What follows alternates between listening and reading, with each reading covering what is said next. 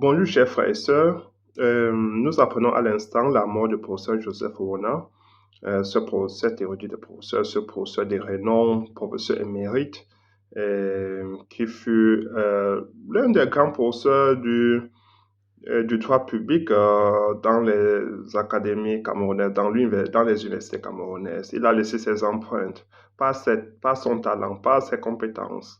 Il a d'ailleurs enseigné au professeur Maurice Kamto. Il le dit, et il a dit à plusieurs reprises que le professeur Maurice Kamto fut son meilleur étudiant et que chaque acte ou geste de Maurice Kamto doit être scruté de manière méticuleuse. Ça, ce sont les mots du professeur Joseph Oona, dont j'envoie comme ça un message de compassion à sa famille biologique, surtout à sa famille, aussi à sa famille universitaire, surtout à sa famille biologique, je voulais dire, dont il va laisser un grand vide dans, dans le domaine du droit public où on enseigne, où on enseigne comment on gère les institutions, un bon père de famille, même s'il faut déplorer le fait que il ne l'a pas vraiment démontré quand il fut ministre de l'enseignement supérieur, de l'éducation nationale. À l'époque, ça s'appelait comme ça, pendant beaucoup d'années. Et peut-être parce qu'il avait des compétences limitées, on peut en déplorer cela.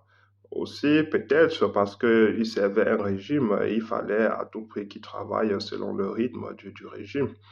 Euh, Sa probité morale peut-être peut être caution à ce sujet. Je vais vous le dire tout à l'heure, mais il faut dire globalement, pour ce qui concerne l'université, il laisse vraiment ses empreintes et ses ouvrages continueront à éduquer la jeunesse et ça serait pour la postérité. Pour la postérité. Cela étant dit, je vais vous le dire que le professeur Joseph Ouna fut l'un des bras séculiers du régime Biya et donc il s'est fait remarquer par sa posture, je crois dans les années 90, où il déclara qu'un Bamileke n'arrivera jamais à étudier, ne sera jamais un président de la République au Cameroun. Ça, c'est ce qui entache vraiment son bilan. Et ça, c'est ce qui entache sa réputation. Et, et de surcroît, il a nourri au biberon son fils au Nangini, qui suit ses pas. Il a tracé les sillons dans lesquels son fils est en train de suivre un autre tribaliste de renom caractérisé. Et donc, ça, c'est ce qu'on peut déplorer vraiment parce que il pouvait servir le régime sans injecter ce venin dans la société camerounaise qui continue à dévaster la société, à détruire les mœurs. Les Camerounais sont de plus en plus divisés à cause de ce tribalisme. Quand on sait que le tribalisme a causé, a provoqué le génocide au Rwanda, et lui, en tant que fin intellectuel dans son domaine, il n'a pas pris la mesure des choses. Il a cru qu'il devait faire ainsi pour démontrer au régime qu'il est très, très loyal et que ça devait contribuer à le faire, en sorte que le régime lui fasse davantage confiance, ce qui n'a pas été le cas parce que c'est vrai qu'avant de mourir, il était membre de la Cour constitutionnelle, mais il n'était plus ministre, il n'avait plus été rappelé dans le gouvernement de M. Biya. Donc ça veut dire que ses interventions, ses positions n'avaient pas vraiment porté des fruits qu'il attendait. Et donc, il n'aurait jamais dû utiliser de tels mots contre une tribu, parce que son fils est en train de faire exactement la même chose. Et donc, fort heureusement, Maurice Kamto arrivé au pouvoir en 2025. Et c'est pour ça que je vous appelle à vous inscrire massivement sur la liste électorale pour que le Maurice Kamto arrive au pouvoir en 2025 pour mettre fin au tribalisme d'État. Parce que cela commence au sommet avant d'arriver dans la société. C'est là le tribalisme s'est exacerbé dans la société camerounaise parce que les richesses du pays ne sont pas distribuées de manière équitable, parce que la pauvreté est de plus en plus poussée ambiante dans toutes les couches sociales du Cameroun. Donc, c'est aussi de la frustration qui amène les populations à, à intensifier leur posture tribaliste.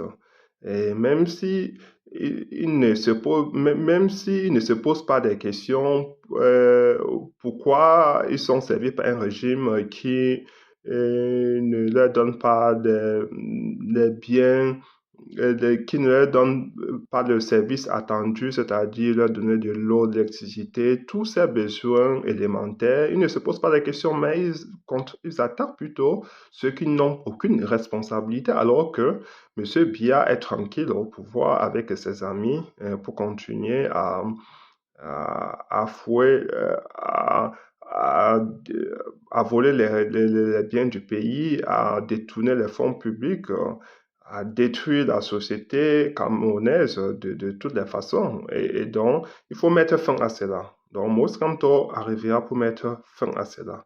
Chers Camerounais, chers frères et sœurs, comme Mouss Kamto l'a dit, la naissance, c'est juste un hasard. Il apparaît, il arrive que tu sois né dans une région, cela ne devrait pas faire toi un moins ou un plus camerounais ou quelqu'un de très intelligent ou de moins intelligent ou de très sage ou de moins sage, non, ou de mauvais ou de bon, non. Nous tous, nous devons savoir que nous venons de quelque part, mais ça ne doit pas faire de toi un super Camerounais ou je ne sais pas quoi. Et donc, d'ailleurs, si quelqu'un choisissait d'être où il est né, beaucoup d'Africains qui meurent dans les guerres devaient choisir d'être aux États-Unis et pas tous les pays riches.